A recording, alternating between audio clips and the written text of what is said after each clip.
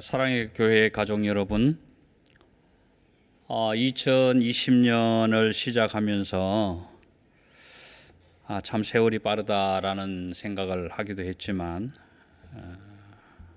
2020년도 전반기가 벌써 훌쩍 지나버리고 이제 마무리하며 결산하며 또 새로운 후반기를 맞이해야 될 6월이 되어버렸습니다.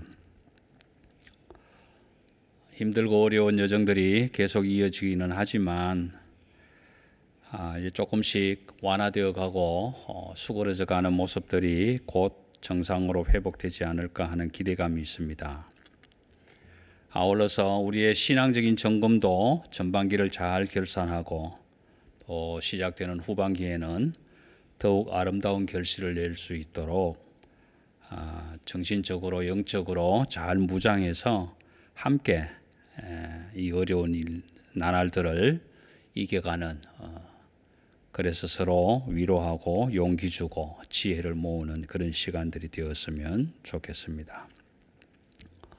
이제 6월 첫 번째 안식일로 허락하여 주신 우리 6월 7일 아침 예배를 찬송가 6장을 함께 부르시면서 하나님께 올려드리도록 하겠습니다. 찬송가 6장 목소리 높여서 함께 찬양 드리겠습니다.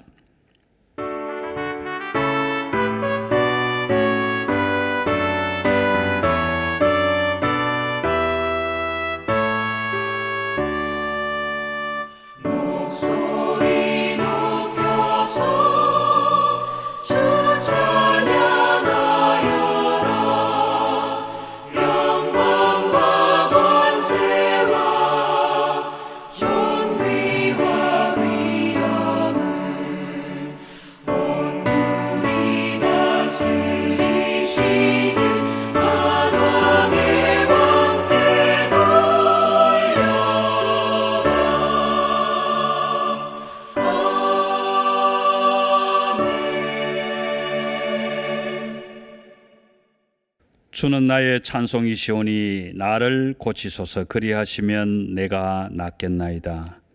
나를 구원하소서. 그리하시면 내가 구원을 얻으리이다. 아멘. 인류 역사와 시간을 섭리하시는 하나님 아버지, 우리의 생명과 걸음수와 호흡까지도 세시는 아버지, 그 아버지께서 허락하여 주신 안식일에 하나님의 자녀들이, 백성들이 가정가정마다에서 아빠를 부르며 옹기종기 모여 앉았습니다. 하나님, 두세 사람이 모인 곳에 하나님도 함께 하시겠다고 약속해 주셨고, 설령 그리 아니하실지라도 우리는 아빠와 함께 있어야 하는 인생들입니다. 허락하여 주신 안식을 누릴 수 있게 하시고 말씀을 통해서 주시는 은혜 가운데 젖게 하시고 주시는 용기 가지고 또다시 힘들고 어렵지만 그 힘들고 어려운 세상 너끈히 이겨나가는 믿음의 용사들이 되게 하여 주옵소서. 감사를 드리며 우리 주 예수 그리스도의 이름으로 기도드리옵나이다. 아멘. 우리 다 함께 찬송가 76장 함께 찬양 드리겠습니다. 창조의 주 아버지께. 찬송가가 새로 개편되면서 새롭게 첨가된 찬송가 곡입니다마는 오늘 말씀을 생각하시면서 함께 따라 부르기도 하시고 또 한번 음미해 보시면 좋겠다는 생각입니다. 76장 창조의 주 아버지께.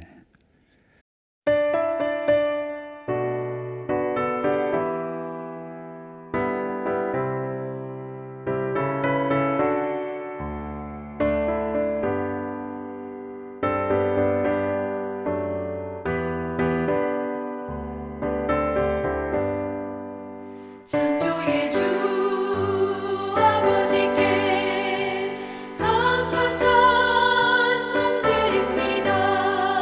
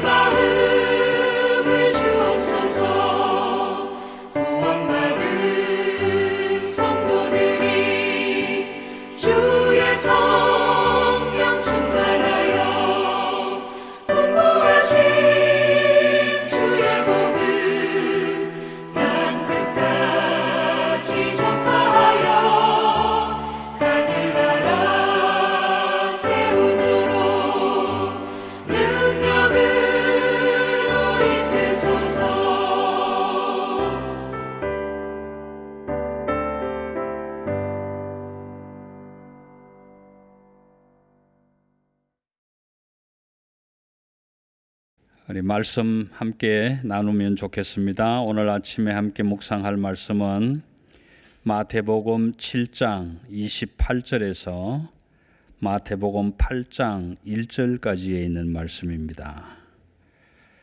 신약성경 마태복음 7장 28절에서 8장 1절까지입니다.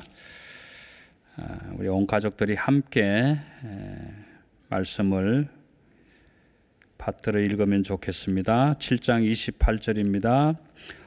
예수께서 이 말씀을 마치심에 무리들이 그의 가르치심에 놀라니 이는 그 가르치시는 것이 권위 있는 자와 같고 그들의 서기관들과 같지 아니함일러라. 예수께서 산에서 내려오시니 수많은 무리가 따르니라. 아멘.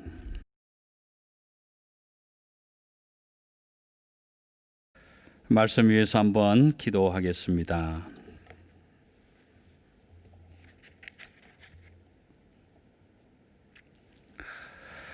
사랑의 하나님, 지난 한 주간 동안 세상 가운데서 밀물처럼 다가오는 시련의 파도, 고통의 파도, 여러 가지 어려운 난관들이 물밀듯이 밀려왔지만 그 가운데서도 하나님 함께 해 주심으로 버틸 수 있게 하시고 이겨낼 수 있게 하여 주셔서 감사합니다. 이 아침에 하나님의 안식을 함께 누릴 수 있도록 은총 베풀어 주셔서 안식을 바라보며 주의 주실 평강을 기대하며 예배의 자리에 모두가 동참했습니다. 하나님, 우리는 예배해야만 하고 예배하도록 지음받았고 그래서 예배자가 되어야만 합니다. 어쩔 수 없어서 마지 못해서가 아니라 예배자가 나의 본질이고 나의 본체이며 본성이고 하나님의 형상대로 지음받은 것이기에 예배자가 되어야만 합니다. 이 아침에도 하나님의 안식만 바라는 것이 아니라 진정한 하나님이 기뻐하시고 받으실 만한 예배를 올려드리는 예배자로 설 때에 하나님께서 주시는 그 안식이 참으로 진정한 평강이 되는 것을 깨달아 알게 하여 주셔서 어느 곳에 있든지 우리의 온 삶이 하나님을 예배하는 예배자의 삶이 되게 하여 주옵소서. 마음을 엽니다. 가슴을 엽니다. 성령께서 깨우쳐 주시고 가르쳐 주시고 말씀을 깊이 간직할 수 있게 하여 주셔서 오늘도 주시는 은혜 가운데 하나님을 아버지로 아빠로 고백하고 아버지 앞으로 아버지 품으로 함께 나아가는 안식이 되게 하여 주옵소서. 감사를 드리며 우리 주 예수 그리스도의 이름으로 기도드리옵나이다. 아멘.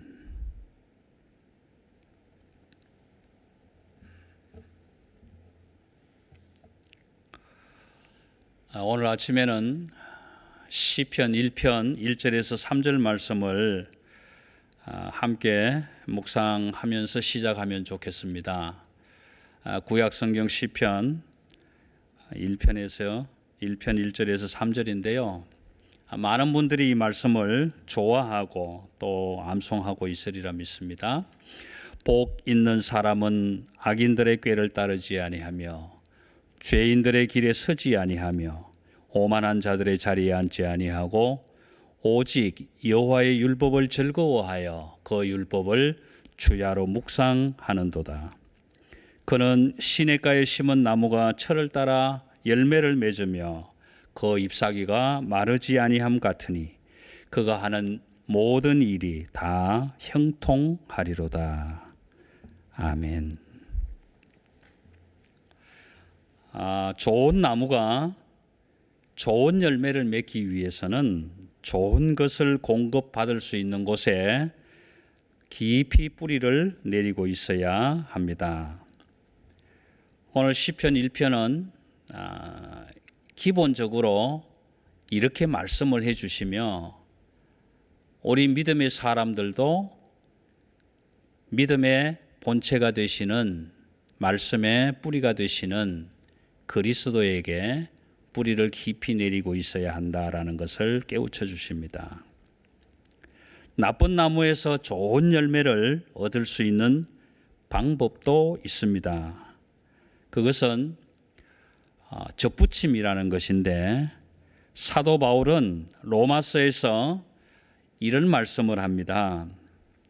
돌 감람나무인 네가 그들 중에 접붙임이 되어 참 감람나무의 그 진액을 뿌리가에서 올리는 진액을 함께 받는 자가 되었다. 그렇게 말씀합니다. 우리가 접붙임이라는 것은 요즘은 좀 보기가 힘들 수도 있습니다. 농장에 가거나 해야 되는데 저희가 어릴 때에는 가정에서도 이 접붙임하는 것들을 자주 볼 수 있었습니다. 예를 들어서 장미를 빨간 장미와 또 뭐 하얀 장미를 가지를 꺾어서 이렇게 한쪽 가지를 파고 홈을 파고 거기다 꼽아서 천으로 묶어 놓으면 이상하게도 빨간 꽃, 하얀 꽃이 같이 피기도 하고 색깔이 섞이기도 하는 이런 모습들을 볼 수도 있고요.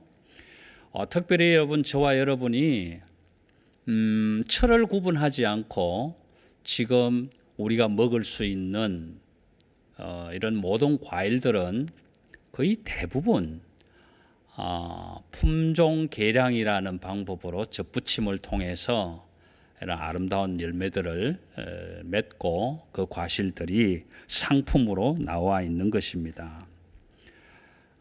특별히 우리 대한민국 사람으로서 좀 자부심을 가질 수 있는 것은 씨 없는 수박.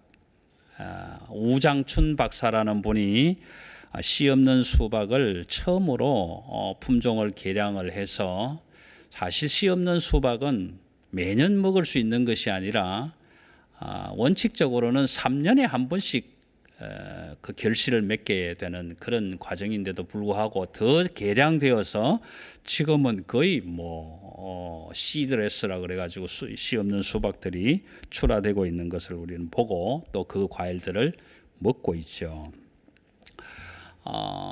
변함없이 사도 요한도 마태복음 15장에서 이렇게 요한복음 15장에서 이렇게 기록합니다. 나는 포도나무요 너희는 가지다. 그래서 그 가지가 포도나무 원줄기에 붙어 있어야만 좋은 열매를 맺을 수 있다. 그래서 그가 내 안에 내가 너 안에 그렇게 함께 있을 때 많은 열매를 맺을 수 있지만 가지가 원둥치를 떠나서는 아무것도 할 수 없다. 그렇게 기록하는 것을 보게 됩니다. 이런 내용들은 성경이 말하는 이런 모든 내용들은 우리 믿음의 기초가 어디에 근거하고 있는가라는 것을 깨우쳐 주고 또 그 믿음에 근거하는 그 근거 그 기초가 정말 진짜 기초에 기초하고 있는가 반석이신 예수 그리스도 하나님의 말씀에 온전히 뿌리 내리고 있는가 그랬을 때의 성경은 그 믿음을 참 믿음이라 그렇게 인정하는 것입니다. 또 성경이 말하는 하나님이 말씀하시는 그 참 믿음이라는 그 믿음을 근거로 해서 우리의 죄를 뉘우치고 회개하고 용서함 받고 그래서 의롭다 여김을 받았을 때 얻어지는 누려지는 그 새로운 생명 그 생명의 삶을 성경은 거듭남이라 그렇게 말씀합니다. 우리가 죄로 인해서 죽을 수밖에 없는 그런 인생들이지만 하나님의 형상들을 다 깨버리고 완전히 이 형상은 찾아볼 수 없는, 하나님의 형상은 모습이라도 보이지 않는 그런 인생. 지난주에 말씀드렸다시피 경건 미인이 아니라 인조 미인이 되어버린 그런 삶을 살지만, 그럼에도 불구하고 예수 그리스도라는 그 포도나무에 접붙임을 받아서 비록 죽을 수밖에 없는 나무인 내가 예수 그리스도의 새 생명의 진액을 받아서 살아난다면, 새로운 삶을 얻는다면 그것이 우리에게 복이고, 그것이 곧 성경이 말하는 복음이고, 그 복음이 곧 나의 본질을 회복하는 것이고, 나의 본질이 회복됨으로 인해서 하나님은 누구신가, 나는 누구인가라는 것을 깨닫게 된다라는 것입니다. 이렇게 볼 때에 예수님이 산 위에서 말씀으로 들려주신 이 산상수훈은 말씀으로 본질을 회복한 사람들이 누릴 수 있는, 하나님의 나라의 백성들이 취할 수 있는, 얻을 수 있는 하나님 나라의 본질적인 복을 선포한 것입니다. 이 산상수훈 설교를 이제 마무리하면서 오늘 마태복음 7장 28절 그리고 29절 8장 1절에서 나타나는 이 무리들, 성경이 무리라고 표현할 때는 사실상 우리처럼 믿음의 사람들이 아닌 대체적으로 이방인들, 또 예수님을 아직까지 고백하지 못한 사람들을 표현합니다. 그런 무리들이 예수님을 따라서 산 위에까지 올라가서 예수님이 말씀하신 그 말씀을 처음부터 끝까지 다 들은 다음에 정말 놀랍다, 그렇게 평가했다는 것입니다. 7장 28절에 보면 무리들이 그의 가르침에 놀랐다. 자, 그러면 첫 번째 질문은 이런 것입니다. 무리들은 예수님의 말씀을 듣고 놀랐다는데, 꼭 같은 말씀을 함께 들은 저와 여러분들은 어떤 형편인가, 어떤 상황인가라는 것입니다. 그래서 제가 한 4가지를 예를 들어 볼 텐데, 그 중에 나는 어디에 속해 있는가 스스로 한번 진단해 볼 수 있으면 좋겠습니다. 첫 번째, 1번. 무리들이 예수님의 말씀을 듣고 놀란 것처럼 나도 오늘 이 산상수훈의 말씀을, 마태복음 5장에서 7장 이 말씀을 들어보니 나도 심쿵, 가슴이 쿵 하고 내려앉을 만큼 놀랍다. 두 번째, 너무 많이 들어서 너무 익숙해서 전혀 놀랄 만한 그런 말씀이 아닌데 뭘 놀랍니까? 놀랄 일이 전혀 없습니다. 전혀 덤덤합니다. 한 번, 두 번 들은 것도 아닌데요. 세 번째, 들어보니 말씀은 놀라운 것 같은데 왜 나는 도무지 놀라지지가 않죠? 놀라야 되는데 안 놀라집니다. 네 번째가 이 말씀을 들으면 놀라야 되는데 나는 왜 못 놀라고 있지? 이 4가지 중에서 과연 나는 1번일까? 이 말씀을 들으니까 쿵, 심장이 그냥 벌렁. 뭘 그런 걸 가지고 놀랍니까? 저와 여러분은 어느 쪽인지는 모르겠습니다. 그런데 오늘 본문에 나타난 무리들은 일단 놀랐다. 지난주에 말씀드렸습니다. 이 놀란 것이 어떤 것이냐 하면, 이 표현은 마치 복싱 선수가 카운터 펀치를 맞고 KO, 넉다운이 되어서 링에 지금 쓰러져 있는 상태, 이런 상태입니다.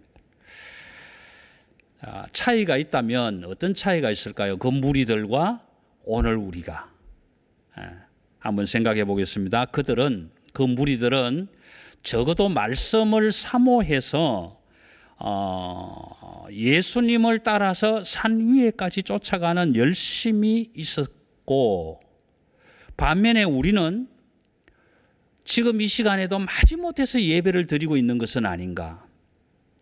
정말 그 무리들처럼 말씀을 사모하는 마음이, 갈급하는 마음이, 목마른 사슴이 물을 찾듯이 오늘도 나는 하나님 말씀, 아빠의 말씀을 듣고 싶습니다라는 그런 갈급한 마음으로, 기쁜 마음으로 예배의 자리에 있는가, 아니면 마지못해서인가.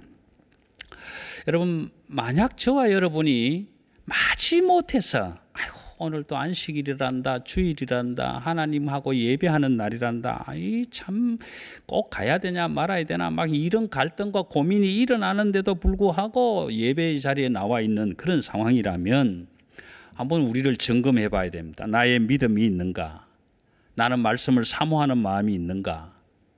그렇다면 내가 나의 주 나의 하나님으로 고백하는 이 고백이 진짜 나의 고백인가? 아니면 그저 입으로만 주여 주여 하는 것인가? 한번 깊이 생각해 볼 필요가 있고 나를 점검해 볼 필요가 있다는 것입니다. 자, 그러면 그 무리들은 나처럼 예수를 잘 믿었는지, 덤덤하게 믿었는지, 아니면 믿으려고 하는 건지 아닌지 잘은 모르겠지만, 그럼에도 불구하고 그들이 산 위에까지 올라가서 예수님의 말씀을 듣고 정말 놀랍다 했는데, 그 놀라게 된 원인을 어떻게 밝히느냐 하면 예수님이 가르치시는 그 가르침 속에 드러난 예수님의 권위가 놀랍다, 그렇게 표현한단 말이에요. 예수님이 가르치시는 그 속에서 나타나는 권위가 놀랍다. 다시 말하면 그들은 예수님의 말씀을 들었을 때 그 예수님의 권위가 무엇인지를 알았다라는 겁니다. 알았다. 그래서 놀랍다라는 겁니다. 그런데 만약 우리가, 저와 여러분이 이 말씀을 함께 듣고도 놀라지 못한다면 결과적으로 우리는 그들이 알고 있는 예수님의 권위를 우리는 모르고 있다라는 것입니다. 하나님의 권위가 뭔지. 그들은 하나님의 권위를 알고 놀랐는데 마치 카운터 펀치를 맞고 링 위에 벌렁 나자빠진 사람처럼 되어버렸는데 이게 뭐지? 이런 느낌이었는데, 우리는 듣고도 그런 느낌도 없고 놀라지도 않는다면 하나님의 권위가 무엇인지를 모르고 있는 상태가 아닌가, 스스로 한번 점검해 볼 필요가 있다는 것입니다. 그런 차원에서 요한복음 1장 1절에서 14절 말씀을 전체적으로 한번 제가 요약을 해보겠습니다. 잘 아시는 말씀이지만 태초에 말씀이 계셨다. 그 말씀이 하나님과 함께 계셨다. 그리고 그 말씀이 빛으로 오셨다. 그 빛으로 오실 때 육신의 몸을 입고 우리 가운데 오셨다.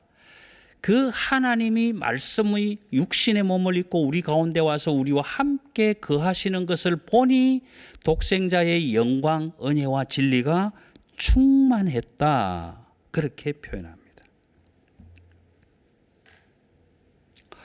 여러분, 우리가 말씀을 읽고 듣고 묵상할 때 그 태초에 하나님과 함께 계셨던 그 말씀이 육신이 되어서 우리 가운데 거하시는 예수 그리스도 독생자의 영광과 은혜와 진리가 깨달아 알아지느냐, 느껴지느냐, 아니면 덤덤하냐, 아니면 나하고 전혀 상관이 없는가라는 것입니다. 빌립보서 2장 6절에서 11절을 한번 제가 또 요약해 보겠습니다. 빌립보서 2장 5절에서는 너희 안에 이 마음을 품으라, 이는 곧 그리스도 예수의 마음이니, 그렇게 말씀하시면서 그는, 예수 그리스도 그분은 하나님과 본체, 동등한 본체임에도 불구하고 하나님과 동등하게 될 것을 생각지 아니하고 종의 형체를 가지고 사람의 모양으로 오셔서 십자가에 죽기까지 복종하셨기 때문에 하나님은 그를 지극히 높이셔서 그 예수 그리스도의 이름 앞에 모든 무릎을 꿇게 하셨다. 꿇게 하셨다. 그러니까 저와 여러분이 하나님 예수 그리스도 말씀이신 그분은 하나님의 동등한 본체이신데 육신의 몸을 입고 종의 형체를 가지고 나와 같은 사람의 모습으로 이 땅에 오셔서 나 같은 죄인 살리시기 위해 십자가에 죽기까지 복종하셨다. 그런데 그분이 곧 하나님이셨다. 그래서 하나님이 자기를 지극히 높은 하나님이 되셔서 모든 무릎을 그 하나님의 이름 앞에 꿇게 하셨다.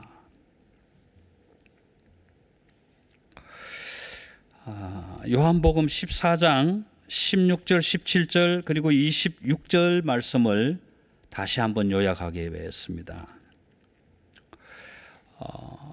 많은 제자들이 예수님께서 이렇게 말씀하십니다.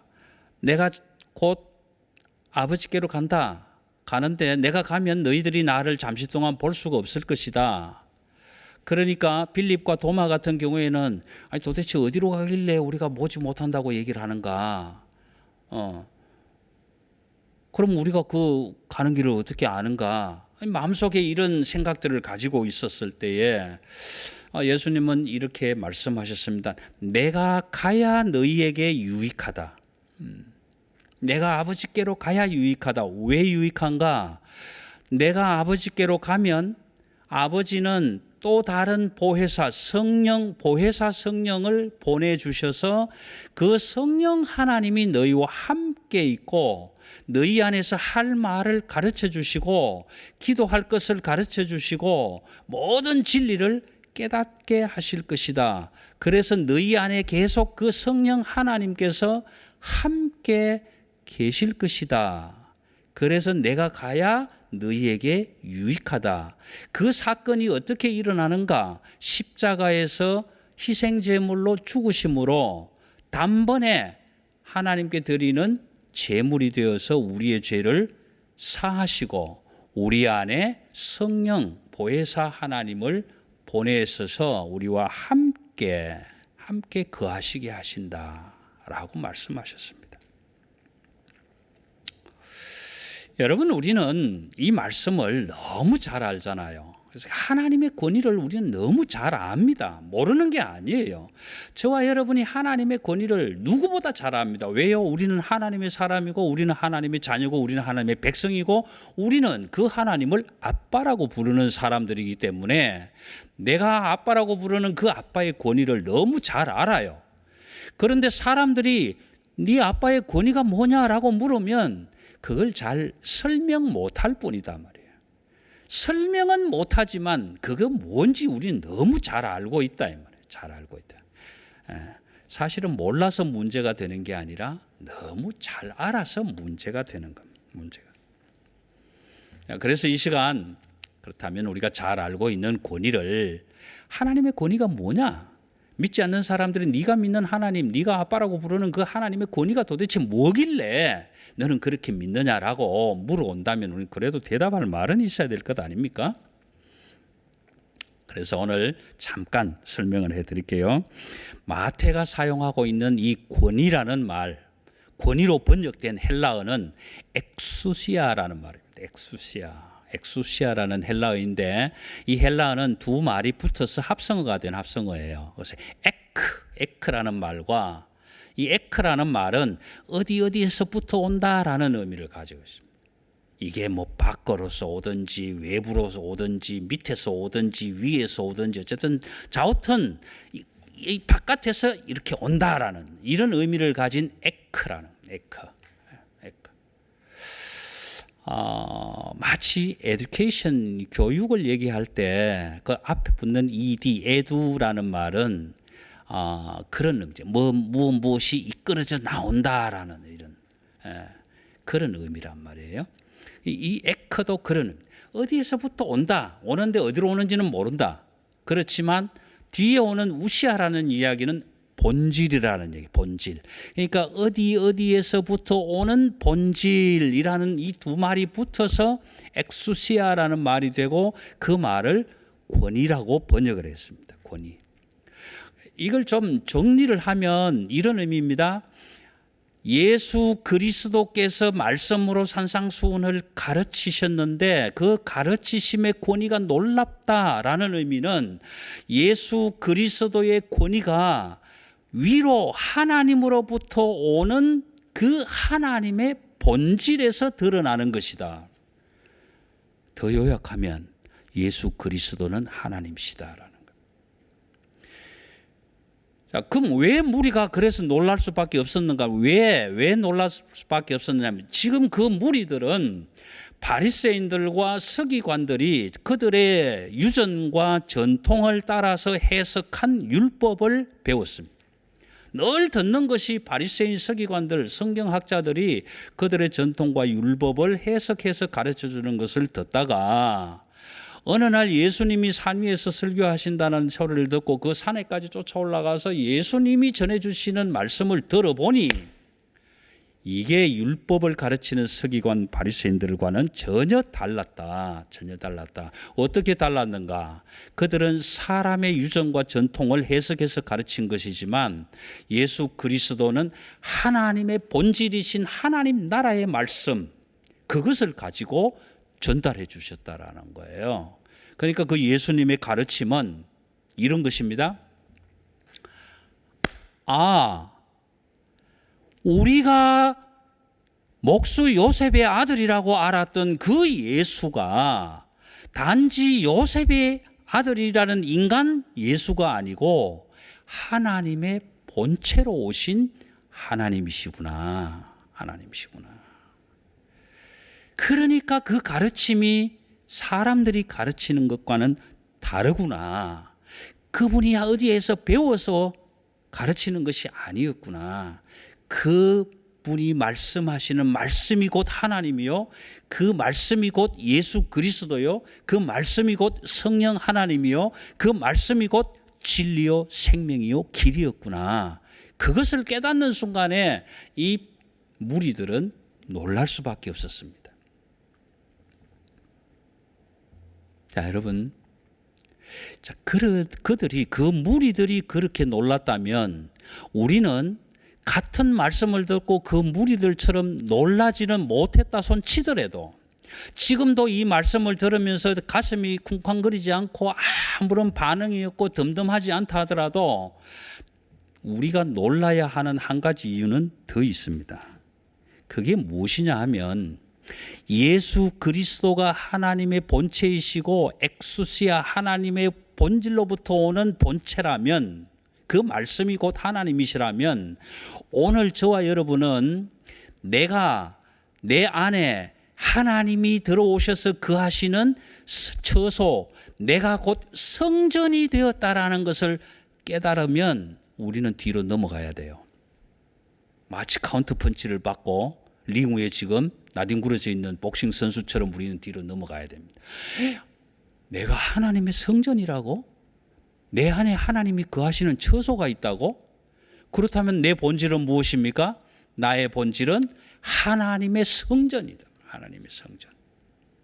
하나님이 거하시는 하나님의 성전인 본체가 하나님의 말씀을 듣고도 놀라지 않는다면 그건 본질을 상실해 버린 것이라. 하나님이, 예수님이, 성령님이, 말씀이 곧 같은 본질, 같은 본체라는 것입니다. 그렇다면 그 하나님이, 그 예수 그리스도가, 그 말씀이, 그 성령이 내 안에 들어와서 거하고 있는 장소, 곧 내가 하나님이 거하는 성전이라면 저와 여러분은 당연히 놀라야 되는 것입니다. 여러분, 이 말씀을 듣고도, 하나님의 말씀을 듣고도 우리가 놀라지 못한다거나 놀라지 않는다거나 놀랄 수가 없어지면 저와 여러분은 지금 본질에 근거하고 있는 것이 아니라 지금 조금 빗나가 있다라는 얘기입니다. 예, 이거 조심하고 또 깨닫고 다시 말씀으로 본질을 회복하고 돌아와야 합니다. 여러분 마태복음 5장 8절은 이렇게 기록하지 않습니까? 마음이 청결한 자는 하나님을 볼 것이다. 하나님을 볼 것이다.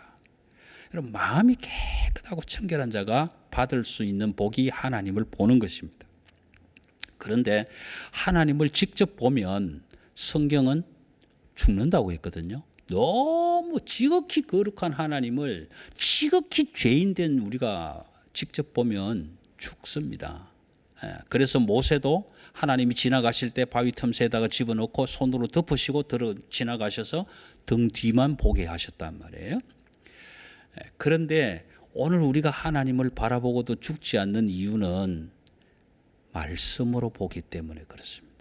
하나님의 말씀으로 보기 때문에 우리의 육신은 죽지 않습니다. 그러나 이 하나님의 말씀이 예수 그리스도요 성령이요 하나님의 본체라는 사실을 우리가 깨닫게 되면 이 말씀을 통해서 내 영혼이 활짝 열려져서 하나님의 본질을, 하나님의 본체를, 그 거룩한 하나님의 영광, 독생자의 영광, 은혜와 진리를 내가 바라보면 나는 죄인이구나라고 내 본질을 깨닫게 되고, 그런 죄인인 내 안에 하나님이 들어와서 계시는구나라는, 내가 하나님의 성소라는 것을 깨달으면 우리는 우리의 본질이 회복되면서, 내가 말씀으로 회복되는 그 순간에, 내 본질이 회복되는 순간에 우리는 하나님의 권위를 함께 깨닫게 되는 것입니다.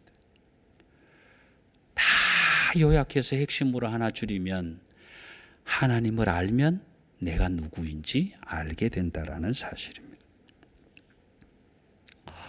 말씀을 마무리하려고 합니다. 특별히 산상수훈을 마무리하면서 5장 1절 말씀과 8장 1절의 말씀을 가지고 제가 받은 은혜로 함께 나누면서 마무리하려고 합니다. 유대인들은요, 하나님이 산에 계신다라는 이런 믿음을 가지고 있습니다. 그래서 시편을 읽어보거나 하면 많은 표현들이 나오는데, 특별히 그 산을 시온이라고 표현을 합니다. 시편 121편은 저와 여러분이 잘 암송하고 있는 말씀이지 않습니까? 내가 산을 향하여 눈을 들리라. 나의 도움이 어디서 올꼬? 나의 도움이 천지를 지으신 여호와에게서로다. 왜 산을 향하여 눈을 듭니까? 하나님께서 거기에 계신다고 믿기 때문에 그 시온산을 향하여, 예루살렘 성전을 향하여 내가 눈을 들겠다. 내 도움이 거기서 올 것이니까. 이렇게 표현한단 말이에요. 얼마나 좋은 예자 말이에요. 그런데 그 산, 여러분 시온산, 마태는 유대인들을 대상으로 마태복음을 기록했기 때문에 5장 1절에서 이렇게 기록합니다.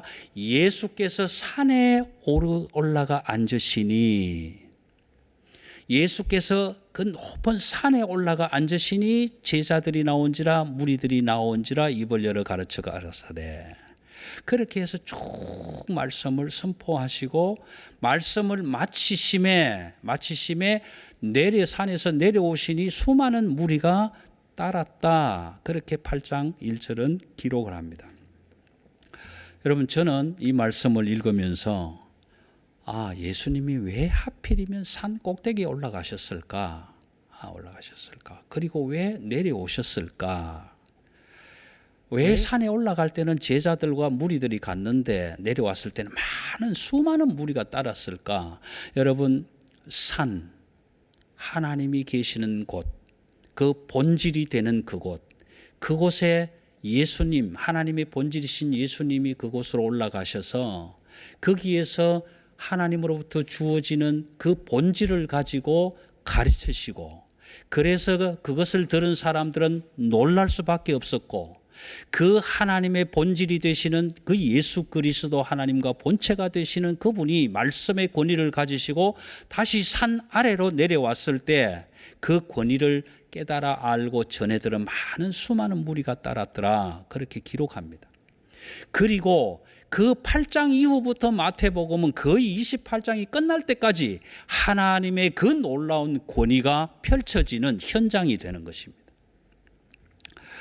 그런데 한 가지 재미있는 것은 누가입니다. 누가복음 6장 읽어보시면요. 누가복음 6장 12절에서는 예수님이 기도하시려고 산으로 올라가셨다. 그럼 산 위에 올라가셔서 기도를 하시고 제자들과 그 기도가 다 끝날 때 내려오셨는데 누가는 뭐라고 하냐면 누가복음 6장 17절에서 내려오셔서 예수께서 제자들과 함께 내려오셔서 평지에 서시니 이렇게 번역을 해놨거든요. 평지에 서시니. 그래서 누가복음엔 산상수훈이 아니라 평지복음이라고 보통 일반적으로 이야기를 하고요. 마태복음은 산상설교라고 이야기를 합니다. 여러분, 예수님이 평지에 내려오신 것은 8장 1절에도 산에서 내려오셨으니까 평지잖아요. 그 평지에서 하나님의 권위가 펼쳐지잖아요. 그래서 8장 2절은 우리가 해야 되는데 제일 첫 번째로 나타나는 그 예수님의 권위가 어디에서 나타나느냐 하면 한센시병을 가진 문둥병자에게서 나타난단 말이에요. 당시의 문둥병자는 죽음입니다. 그런데 그 문둥병자가 예수께 나와서 엎드려 절하며 그래. 여러분, 문둥병자가 엎드려 절한다라는 것은 죽는 것과 같은 겁니다. 왜냐하면요, 문둥병자들은 당시에 덜렁덜렁 걸어서 집에 왔는데 갑자기 손가락이 5개 떨어져 나가고 없는 거예요. 손가락이 떨어져 나가도 아픈지 안 아픈지는 모르고 사는 사람들이잖아요. 코가 떨어져 나가도 모르는 사람들이. 그러면 엎드려서 절했다는 얘기는 뭐가 떨어져 나갔는지도 모르는 상태입니다. 그럼 일어났으면 팔이 떨어져 나갔을 수도 있고 다리가 떨어져 나갔을 수 있는 상태가 되는 거예요. 그런 죽을 수밖에 없는 문둥병 환자가 예수께 나와 엎드렸다라는 사실입니다. 그런데 그 엎드린 문둥병 환자가 놀라운 권위로 치유받게 되는 역사가 일어나는 현장이 8장 2절에서부터 시작됩니다. 그래서 끝까지 그 예수님의 권위가 나타나게 된다. 자, 여러분, 산 위에서 우리 예수님은 하나님의 본체, 하나님의 본질인 말씀을 가지고 그들을 직접 가르쳐 줬고, 그래서 그들은 놀랐고 그 권위를 가지고 땅으로 내려오셔서 많은 하나님 나라의 권위를 복음으로 선포를 하셨습니다. 저와 여러분이 하나님으로부터 오는 그 본질이고 본체가 되시는 예수 그리스도 하나님의 말씀의 권위가 오늘 성전된 저와 여러분의 본질을 회복하고, 그래서 그 말씀으로 본질을 회복한 하나님의 자녀들에게 허락하여 주실 그 하나님의 본질, 하나님 나라의 복, 그 복이 저와 여러분의 삶의 현장에서, 가정에서, 기업에서, 우리 온 일평생의 삶 속에서 말씀을 가까이 할 때마다 날마다 넘쳐나시는 은혜와 평강이 함께 하시기를 주님의 이름으로 축원합니다. 기도하겠습니다. 하나님 감사합니다. 죄로 인해서 죽을 수밖에 없는 저희들이지만 그 놀라운 하늘 영광의 본체로, 말씀의 본질로, 독생자의 영광으로 우리에게 오셔서 우리 안에 거하시고, 그래서 우리를 죄에서 해방되게 하시고 은혜와 진리와 영광과 생명의 길로 인도하여 주셔서 지금까지 하나님이 주시는 생명 누리게 하신 것 감사합니다. 그런데 때로는 우리가 바리새인들과 서기관들처럼 입으로만 주여 주여, 입으로만 주여 주여, 주님 사랑합니다, 주님은 나의 하나님이십니다 막 고백했다라면 말씀을 평생 읽고 묵상해도 그 하나님의 권위를 모르고 살아갈 수도 있었을 텐데, 그런 우리에게 하나님의 본체가 되시는 예수 그리스도를 통해서 그 말씀의 권위를 깨닫게 하시고, 믿지 않는 무리들도 이방인들도 그 권위에 놀라게 하신 그 권위를 우리로 깨닫게 하셔서 오늘 우리가 다시 하나님의 성소가 되고 성전이 되고 처소가 된 우리의 본질을 회복하게 하셔서 오늘도 지극히 높으신 아빠라고 부르는 그 하나님 아버지의 영광을 보게 하시고, 우리로 그 영광의 빛을 세상 모든 사람들에게 빛으로 비추게 하신 그 하나님의 은혜를 감사합니다. 남은 인생길도 성령 하나님, 보혜사 성령 하나님께서 우리와 함께 거하시며 할 말을 깨닫게 하시고 알게 하시고 무엇을 기도해야 될 것인지 깨우쳐 주셔서 날마다 하나님 아빠를 기쁘게 하는 삶을 통해 아버지의 집에 이르기까지 이 말씀을 붙들고 나아가는 하나님의 자녀, 하늘나라의 백성들 되게 하여 주옵소서. 감사를 드리며 예수님의 거룩하신 이름으로 기도드리옵나이다. 아멘.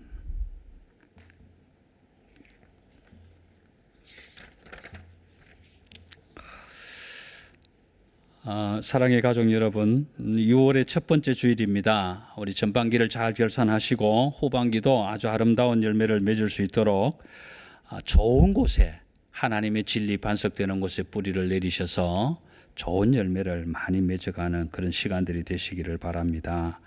어려운 중에도 교회를 위해서 기도해 주시고 협력해 주신 모든 분들께 감사드리고, 함께 모여 한 자리에서 한 곳에서 얼굴 마주하며 예배를 드리는 시간이 곧 다가올 텐데, 그때까지 건강 유념하시고 잘 지내시면서 또 서로 아름다운 소식 주고받으면서 하나님의 은혜를 함께 나눌 수 있으면 좋겠습니다. 이제 다 같이 우리 손에 손을 잡고 함께 기도하겠습니다. 축복 기도하겠습니다.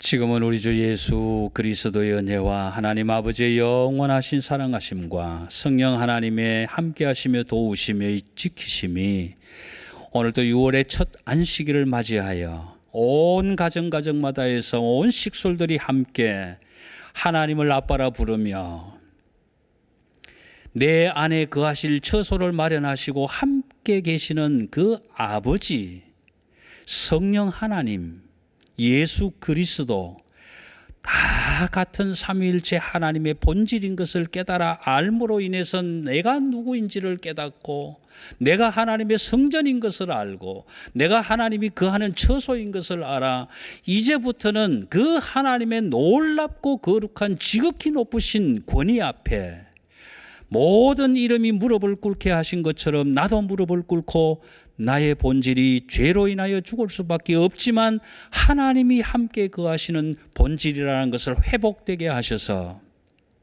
이제 이후로 우리의 믿음의 가정이, 삶의 현장이, 기업이, 온 열방이 예수 그리스도의 본질로 회복되어지는 역사가 이제로부터 영원토록 함께 계시기를 간절히 축원하옵나이다.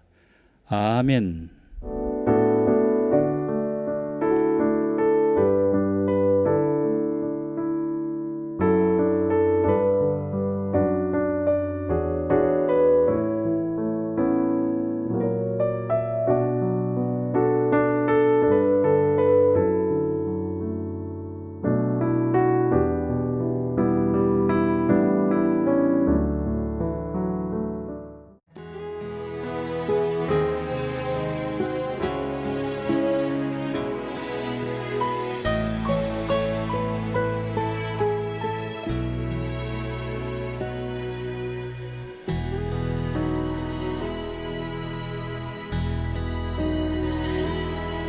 나를 지으신 이가 하나님, 나를 부르신 이가 하나님,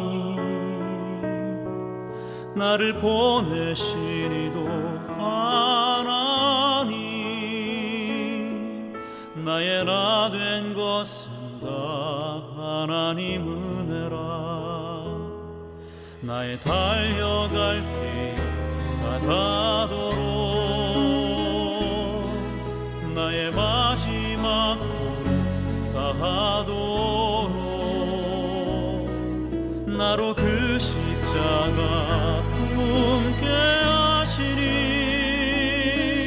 나의 나 된 것은 다 하나님 은혜라. 한량 없는 은혜